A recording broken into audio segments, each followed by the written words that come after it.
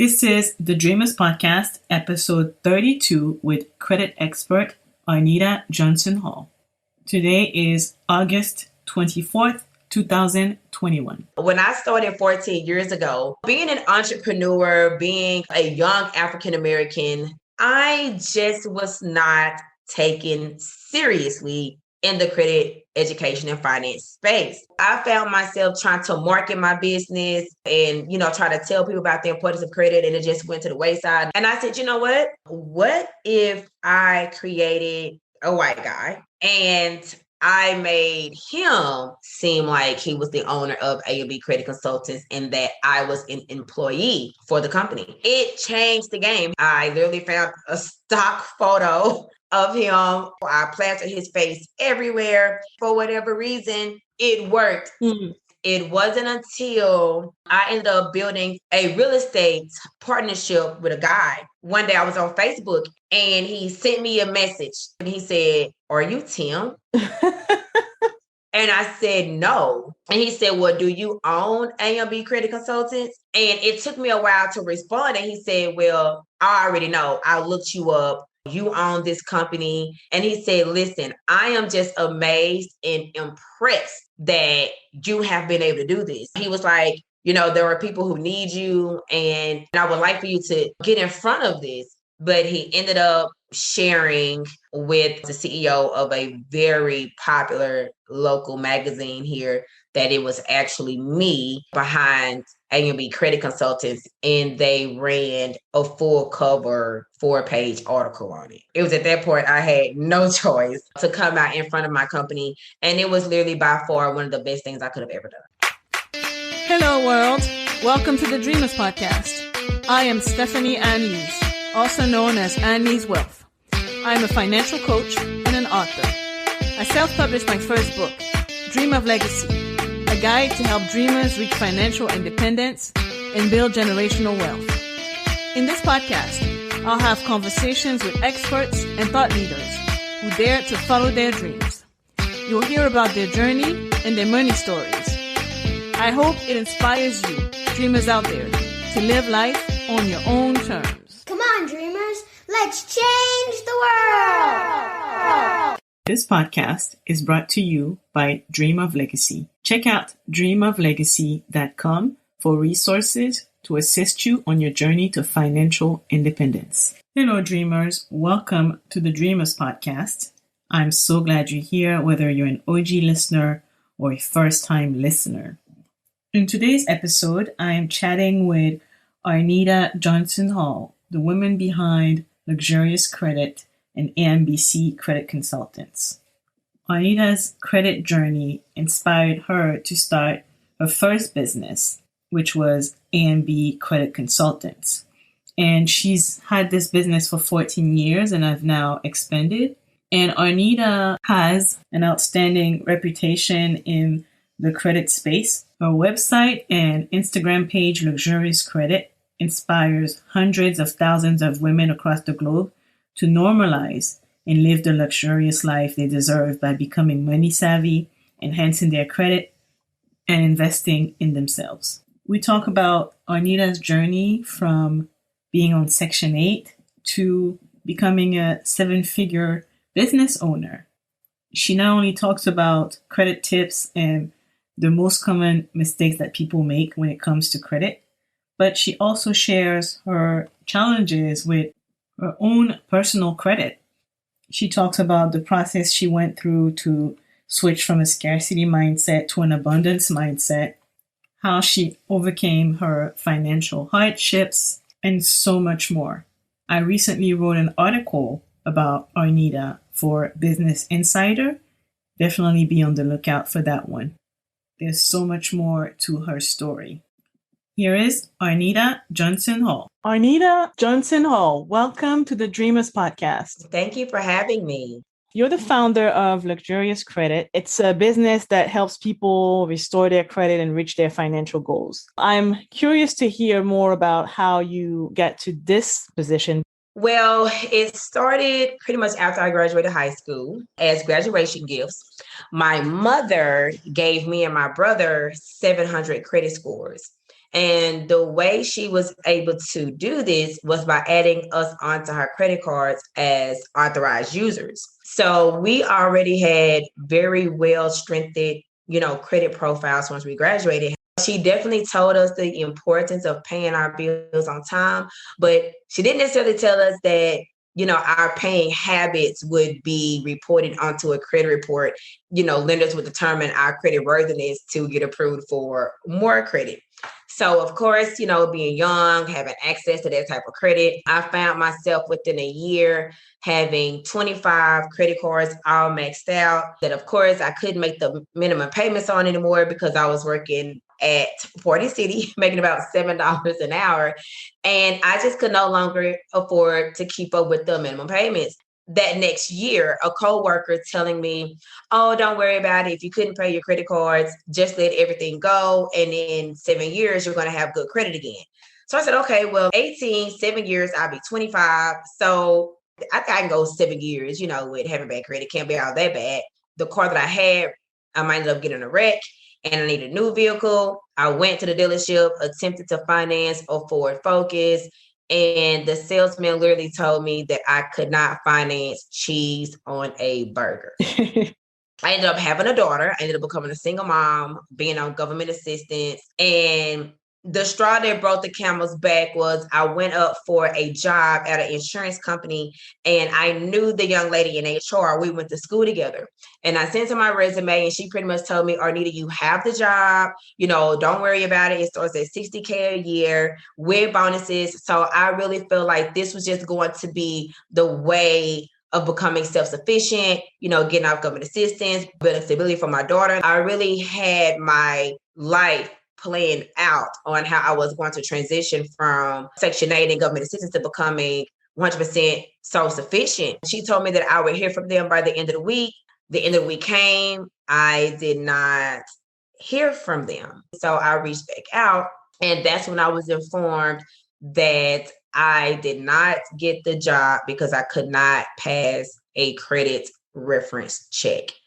I had never heard of that before. And I was embarrassed. I went home, pulled my credit report. I was embarrassed at what I saw. And that was my first time really realizing and saying to myself, if that's what they saw when they was making the determination to qualify me for the job, from what I'm seeing, I don't believe that I would have hired myself either. FICO starts at a 300. That's the lowest that it can go. My credit score was a 303. And what I began to notice was there were indeed accounts on my credit report that I neglected to pay, but there were also accounts on my credit report that I did pay, and it was showing that I did not pay. So it made my credit report look 3 times worse than what it actually was. It's just a lot to dig into. But first of all, can you maybe talk about some of the basic credit mistakes that people should avoid to maintain good credit? Because it seems that you got a good credit from your mother. And then because you didn't have, I guess, the knowledge on how to maintain it, you made a few mistakes along the way that got you into a very bad position. So can you talk about some of those mistakes? Oh, absolutely. One of the first mistakes that I made when it came to my credit was not budgeting for what I am actually able to realistically pay back. And what people don't understand when it comes to credit, not all the time are they going to verify a lot of things. They're just solely going to go off of your credit and feel like, okay, because this person has a good credit score, because this person has a positive credit report, then we're not necessarily worried about how much she makes because this person pays their bills. So I didn't know when to stop. Well, the first thing they want to do is add up their living expenses and their lifestyle expenses. So rule of thumb is like the 50-20-30 budgeting rule. And the 30%, 50% is like lifestyle, 30% is saving, and then 20% is like living expenses. So it's important to calculate your debt to income ratio, and that is to ensure that you are staying within your means. So earlier you mentioned that you actually had errors on your credit. Absolutely. Right. And I read an article in Forbes about the fact that 30 plus million people have errors in their credit report. Yes. And probably most of us don't even know about it. So how can someone get that checked, and what can they do if they find an error? So the first thing you want to do is obtain your credit reports, and you can do that free once a year via annualcreditreport.com. And you are entitled to 3 free credit reports with each major credit bureau. That's Experian, Equifax, and TransUnion. And the first thing you want to do is pull your credit report and actually read it. And I think that's one of the things that a lot of us don't know how to do. And that is actually reading the credit report. It looks like a bunch of gibberish, it looks confusing.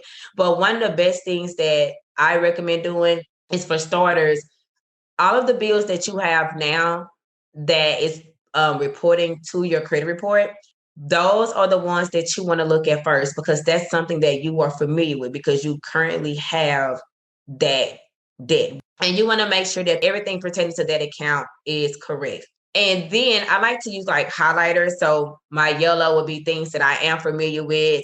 Pink would be one that, the account has actually closed, but making sure that that information is correct as far as like the high balance, make sure that there aren't any late payments. And if it were, is it in agreement with the actual month that I was late? And then the green, highlighter I would use would be for accounts that I am not familiar with. And oftentimes that may be collection debt. There may be something that went unpaid, something as little as a library card. I've seen that. If there was a medical debt that your insurance company, failed to pay, or an old cell phone bill, that is something that you want to identify and challenge. If you find any errors on your credit report, you definitely want to dispute them with the credit bureaus immediately. According to the Fair Credit Reporting Act, which is a consumer credit law that was created by the Federal Trade Commission, anything on your credit report that is not accurate, verifiable, or reporting timely must be removed from your credit report, no matter what it is.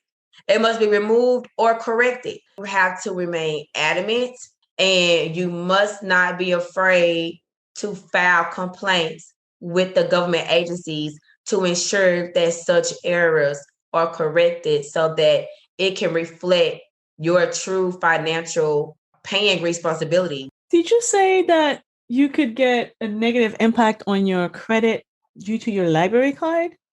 Absolutely. I did not know that. Oh, yes. Any debt that you do not pay and that particular company subscribes or pays the credit bureaus to report your information, they can very well so do that. Very interesting. You started with a 700 credit score, and then your credit score dropped to 303. And, our listeners are in different stages. Some have great credit, others have bad credit.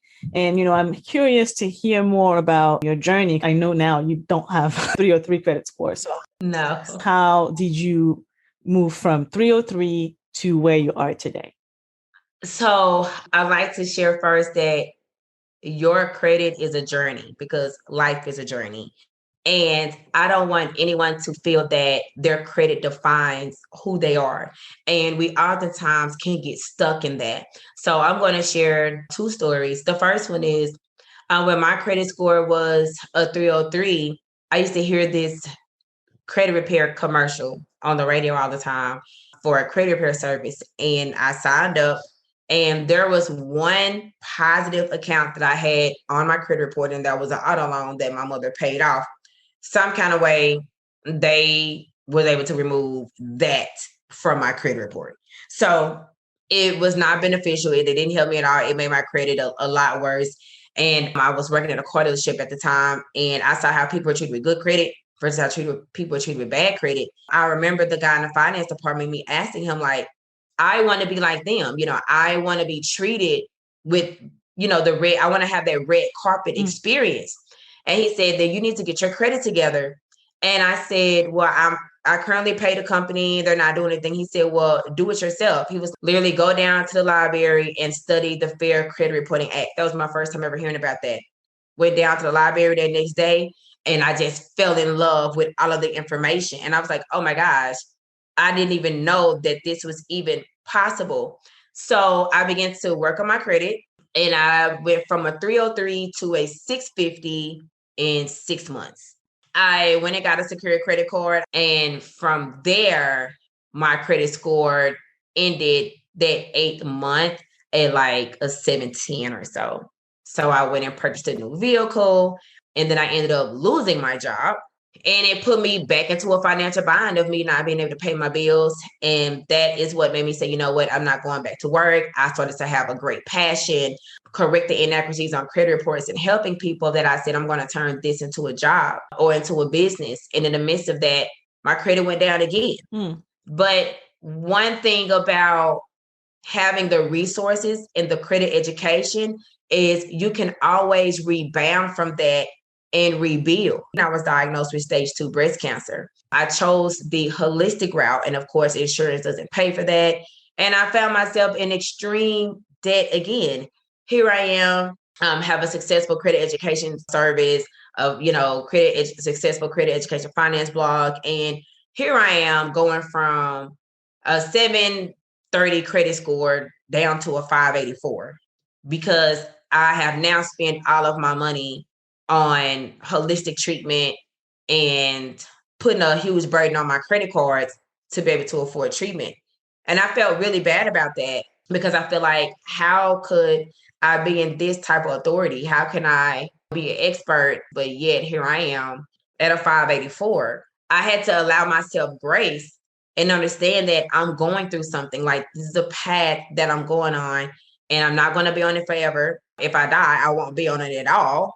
My health came first. My cancer tumors had disappeared. And I said, you know what? Now I am going to come out of this pity party, and I'm going to focus back on paying down my credit card debt from medical debt that I had that was on my credit report. And I tackled it again. So I say all of that to say that there are going to be times that your credit may take a hit due to life events. But as long as you have the resources, you can come out of it. Well, first of all, I'm sorry to hear about your cancer diagnosis. Oh, thank you. And I'm glad to hear that you're doing better. Thank you. Thanks for being so transparent, because often you hear that you're literally one diagnosis away from going bankrupt. Yes. So I appreciate you being real about what you went through. Tell us about what you're doing today, the business that you run, and how you're helping people. So Luxurious Credit is a credit education and financial literacy lifestyle blog catered to help millennial women become money savvy and be able to create a life that they deserve by ensuring that they're staying on top of their finances, continue to stay educated, and putting themselves in position to acquire a life that they desire. And this started back in 2013 because it was something that I was going through, and I've always dreamed of having the luxury of being able to do whatever I want whenever I got ready to on my own terms. And I began to realize that there are so many women like myself in that space. So why not educate them? So we have almost 300,000 followers on Instagram. And that is one of our strongest platforms. And we post just a lot of credit education and financial literacy tips. We have courses and workshops and things to that nature. And then AMB Credit Consultants is my actual credit education service, where we solely focus on educating our clients on the importance of maintaining good credit, and then also assisting them with correcting inaccuracies that are located on their credit report so that they can reach their credit goals. I read something interesting on your website that early on you didn't show your face as the owner of the company. Can you talk a little bit about that? I knew so much about credit. When I started 14 years ago, being an entrepreneur, being a young African American, I just was not taken seriously in the credit education and finance space. I found myself trying to market my business and, try to tell people about the importance of credit, and it just went to the wayside. And I said, you know what? What if I created a white guy and I made him seem like he was the owner of A&B Credit Consultants and that I was an employee for the company? It changed the game. I literally found a stock photo of him. I planted his face everywhere. For whatever reason, it worked.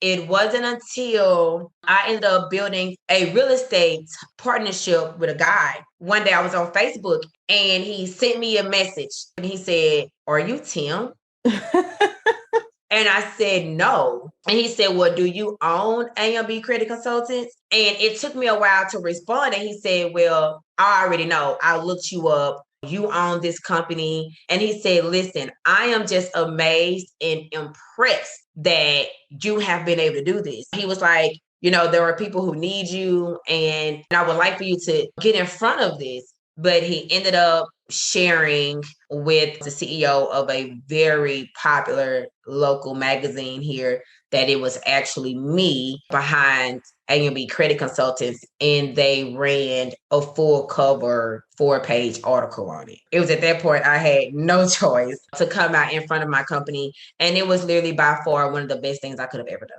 I was honestly shocked at how people wanted to listen to me, started to respect my advice and support me. It turned into people saying, "You look a lot like me." And it just pretty much walked me more into my assignment, something that I was, kind of fearful of, but I had no choice but to walk into that space. And because of that, it has allowed me to help hundreds of thousands of people from 2014 up until now. I really think me having a successful company to begin with and to show that African-American women can run successful businesses and be in front of it, not being afraid to be brand ambassadors or spokespersons for their brands and businesses. I can definitely relate to not necessarily wanting to put myself out there. Yes. But when you do take that step and you realize the impact that it can have on other people, yes, it motivates you to keep putting yourself out there. I agree. So let's go back a few years. Can you talk about an early money memory that you have and how it impacted your views as an adult? I had a desire to become a homeowner, and I didn't think that that was possible for me. Although at that time I was helping so many people become homeowners. And I came from a household, mom would tell us if someone is successful, it was the exception to the rule for them. But it doesn't work that way for me and my kids. If there were any type of ideas, things we wanted to do, it wasn't really pushed because motivation just wasn't something that we did. I definitely went throughout life feeling that I wasn't deserving of certain things. Although my mother ended up becoming a homeowner, for whatever reason, I still felt that that wasn't something that I could do. Also, we were low income household. And then my adult life, I lived in poverty. I was on government assistance. I worked low paying dead end jobs. So again, and I remember me and my daughter, we would ride around certain neighborhoods and just be so inspired by the homes there. And I remember driving into one community, me and my daughter, this was back in 2009. It was just beautiful. We saw Black people walking their dogs and talking to each other.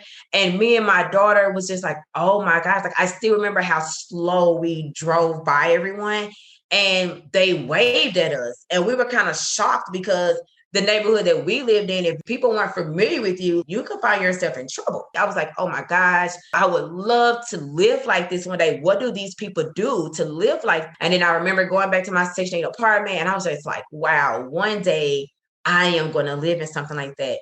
But then another part of me was like, going back to hearing my mom saying, but we just don't do that. So I remember my mortgage broker called one day and we referred customers to each other. And he said, why aren't you in a house? And he said, just try, let me run your credit. Ran my credit. I was instantly pre-approved. And he said, go look for a house. And I went and looked for a house. And again, I wasn't really used to anything. So I kind of looked for houses that was a tad step up from where I was already living. I found a house and it was not in a great area, pretty decent. And I remember taking my mom over there, and my mom was like, let's wait until nighttime and drive back over here. And oh my gosh, we drove back a couple of hours later. And I was like, I don't think this is a good idea. And my mom was like, I don't either. And I went back to my mortgage broker. And I said, you know what? I know I already put down a contract, but I don't think that that's going to be a good area for me and my daughter. And he said, oh, thank God. He was like, listen, your blessings reside outside of your comfort zone.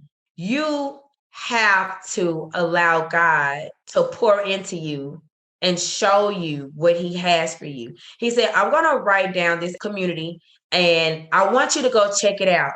It was the same neighborhood that I drove through back in 2009. And I just had tears. I couldn't believe that he's saying that I could live like this. I ended up building our home and I closed December of 2015, and I've been here ever since. And we are now in the process of building another home. Your blessings are outside of your comfort zone, and you have to transition to have a positive money mindset and get out of your own way. I sometimes feel like we can become our own obstacle. Once I changed my mind about how I thought about myself and how I thought about my own credit worthiness, it had just opened the floodgates for me to honestly be able to do whatever I want whenever I get ready to. What you said just now is so important. So it seems that you changed basically from a scarcity mindset to an abundance mindset. Absolutely. And there are many people in, similar situation as you were back when you were younger who aspire to build wealth. What steps can they take to do what you did and change their mindset? I had to become more obedient. Have a vision, make it plain. He will start aligning things once you start putting it in place. And I had vision boards, I had goals, I wrote down outlines, and I made plans, and I worked towards them. No matter what was thrown my way, I continued to work harder because there was something in me that told me, there was something burning. There was something in me that said, you can do better. No matter how much I would try to talk myself out of it, because it was so far-fetched from what I ever saw or saw anyone around me live. You have to have discipline and you have to have goals. Not having goals is scary. Because what do you have to live for or look forward to or work towards? This is something that a lot of people don't want to do, but you have to get comfortable with understanding that with elevation comes separation and isolation. Your goals are your goals, your dreams are your dreams, and oftentimes you have to be by yourself in order to work towards that. And sometimes with that, it may cause a separation between you and people that you never would have imagined, because now you're going after something that you possibly were told that you couldn't do or that you shouldn't do. And you don't want those type of things to be projected onto your bottom line of reaching your goal. How do you continue to elevate now? I really feel like I am so tapped in with manifestation and affirmation. I am really in a space to where I feel like there is nothing that I cannot have. And I think it's a mindset. Like, I have manifested so many things and I worked towards obtaining them. And sometimes it happens a lot faster than you would imagine. Now, mind you, this is someone who was on Section 8, food stamps, Medicaid. This is someone who all throughout childhood and most of her adult life told her that she didn't deserve certain things and that I had to live at the level of my circumstances.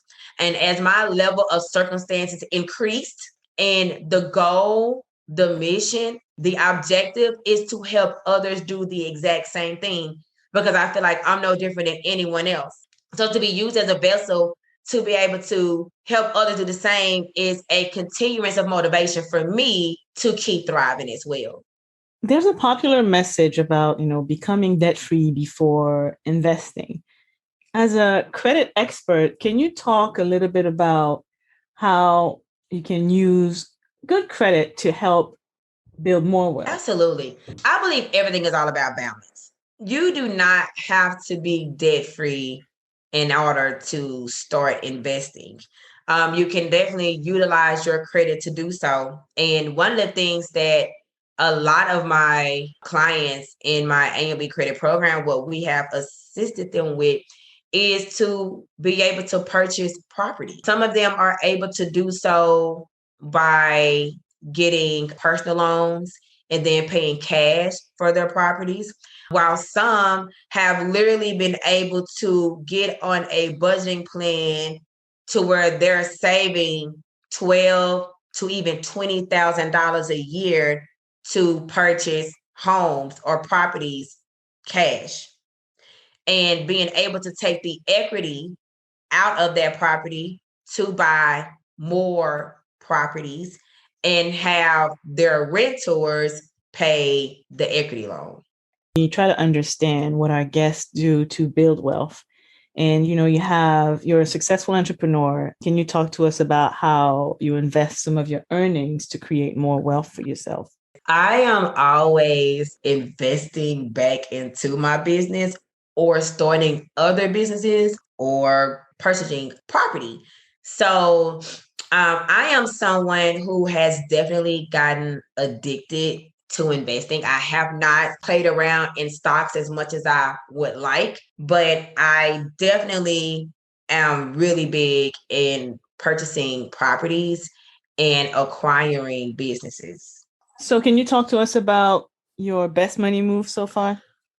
My best money move thus far was acquiring 2 businesses. One is a vitamin and supplement brand, and the other one is a vegan skincare line. I believe that thus far, those are like one of my best money moves that I've ever made, especially that those businesses were already well branded and really works itself. A lot easier to buy brands versus starting from scratch and building new ones. All right. So I like to end the interview with a round of rapid fire questions. Sure. Tell me about a book that changed your perspective on life. The Purpose-Driven Life. One thing about money you wish you could tell your younger self. Girl, don't buy it. Don't buy it. At that time, I was such an impulsive spender, emotionally driven spender, and to just be more in tune with myself before making purchases. What's the best investment in yourself you've made so far? Taking care of my health. Filling the blanks in 3 words or less. Money to me is abundance flows easily. What do you want your legacy to be? Generational. So Arnita, it's been a pleasure having you on the podcast. Thank you so much for being transparent and sharing your expertise with the listeners. Can you tell the dreamers where to find you? Thank you so much for the opportunity. It was indeed an honor. You can find me on my personal brand, social media outlet, Hello Arnita, on all social media platforms, Instagram, Twitter, Facebook is Arnita Johnson-Hall. For my financial literacy brands, Luxurious Credit, all platforms. All right. Thank you so much. Thank you for having me. It was indeed a pleasure. That was Arnita Johnson-Hall. Next week on the podcast, we have assistant principal turned trader, Terry Ijeoma. The following week, we have real estate investor, Stephanie Assi. Thank you for listening to today's episode of the Dreamers podcast. You can find today's show notes and all of the links mentioned during the episode at dreamoflegacy.com. If you enjoyed today's episode, here's what you can do to support me and help more dreamers discover the podcast. Leave a review on Apple Podcasts or wherever you listen to podcasts. I read every single review and I'll select one review to read on the podcast every month. Subscribe to the podcast so you never miss an episode. Share the podcast with your family, friends, and coworkers. And if you really enjoyed today's episode, tag me on Instagram at thedreamers.podcast and let me know what you liked about it. All right, dreamers, that's it for today. I will see you back here next week for another episode of the Dreamers Podcast. Okay, dreamers, time to build this legacy. This podcast is for general information purposes only. It is not intended to provide any tax, legal, financial planning, insurance, accounting, investment, or any other kind of professional advice or services. Please consult with an appropriate tax, financial, or legal professional to receive appropriate advice based on your situation.